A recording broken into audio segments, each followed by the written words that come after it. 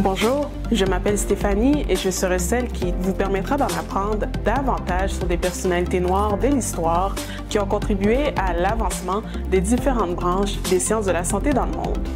Ces afro-scientifiques d'hier à aujourd'hui. Bienvenue à cette troisième saison de la série Ces afro-scientifiques d'hier à aujourd'hui. Vous vous rappelez des deux dernières saisons où je vous ai présenté des personnages afro-descendants qui ont eu un impact marquant dans l'évolution du monde des sciences? Eh bien, apprêtez-vous pour cette troisième saison car l'aventure continue.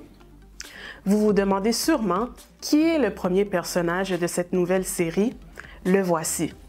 Né en 1951 au Michigan, le docteur Benjamin Solomon Carson est un neurochirurgien et un homme politique américain. En 1987, il est reconnu pour avoir réussi la séparation de jumeaux siamois reliés par la partie postérieure de la tête. Au sein d'une équipe chirurgicale de 70 membres, cette opération a duré en moyenne 22 heures. La réussite des procédures chirurgicales et des techniques de reconstruction ont permis au Dr Carson d'avoir une renommée mondiale en tant que neurochirurgien pédiatrique. Au fil de sa carrière, des professionnels de la santé issus des quatre coins du monde font appel à son expertise. En 1997, le Dr Carson a dirigé une équipe de chirurgiens sud-africains et zambiens lors d'une séparation de jumeaux siamois au cours d'une opération de 28 heures. Sur le plan académique, il est diplômé de l'École de médecine de l'Université du Michigan en 1977. Quelques années plus tard, il termine sa résidence en neurochirurgie à l'École de médecine de l'Université Johns Hopkins.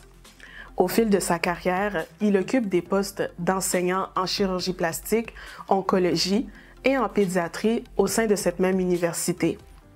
En collaboration avec le Dr John M. Freeman, le Dr Carson a contribué à l'optimisation de la technique d'hémisphérectomie. En quoi consiste cette intervention chirurgicale? C'est simple. Il s'agit d'isoler ou de retirer l'hémisphère du cerveau qui est la source des crises chez les enfants atteints d'épilepsie réfractaire. Au fil de sa carrière, le Dr Carson reçoit plusieurs prix de reconnaissance. En 2008, il est récipiendaire de la médaille présidentielle de la liberté qui lui a été remise par l'ancien président américain George W. Bush. En 2009, le film biographique Des mains en or rend hommage au parcours du Dr Carson. Enfin, au niveau politique, ce neurochirurgien pédiatrique a occupé le poste de secrétaire américain au logement et au développement urbain tout au long du mandat de Donald Trump.